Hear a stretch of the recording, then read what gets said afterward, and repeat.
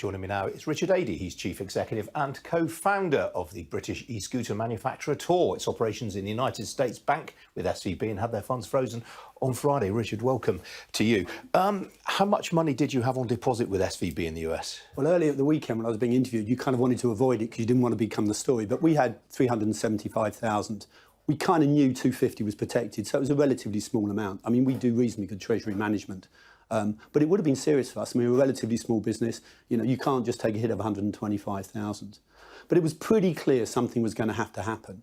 I mean, when we went to the States, we went because we set up in the UK, and the UK promised that regulation would change on scooters. When it didn't change, we then got funded in the States, and we got funded by one of the VCs, a well-respected VC, and you get encouraged to go to SVB. Yes. And in fact, in the UK, I have investments where they actually, as part of the funding, they had to do it. So then you end up with 50% of, the sector effectively managed. And if they didn't do something on Monday morning, there was going to be really serious harm. And you think that arrangement was pretty commonplace throughout the United States? If you were a VC-funded tech business, you were basically pointed towards banking with SVB? Yeah, I mean, there was a very close relationship between the venture capital and private equity sector.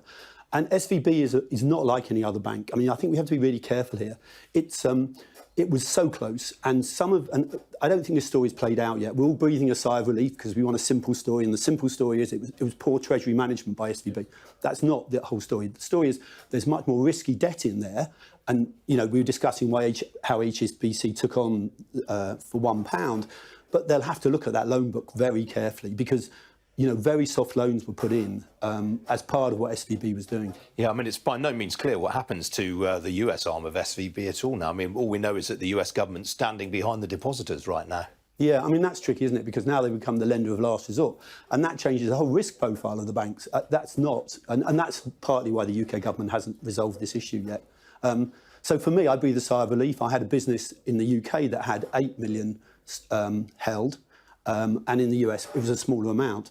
But it is very tricky to know how this goes forward. I mean, the UK has many problems. It has problems with its ability to raise funds in the tech sector anyway, and to have SVB go into administration. And to be honest, HSBC, we bank with HSBC in the UK. They will not provide the same service that SVB provided. Yeah, very interesting though. Here in the UK, the majority of your banking business was not with SVB UK. It was with one of the traditional lenders. Yeah, what happened was, when we started 3 years ago, I'd been in the States helping Tesla out, and I came back and thought a scooter rental business is never going to work. There's too much money in it, but ownership of scooters would work.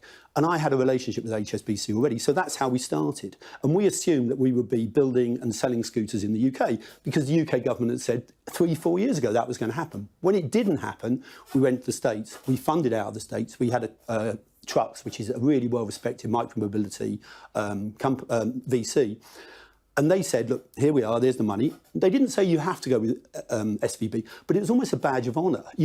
I found myself saying, well, of course, in the States, we bank with SVB. So that's how that happens. So it happens partly just by momentum, but it also happens because once you do a financing deal, it wasn't the case with us, but with many others, you're forced to, as part of the deal, get SVB to do the banking.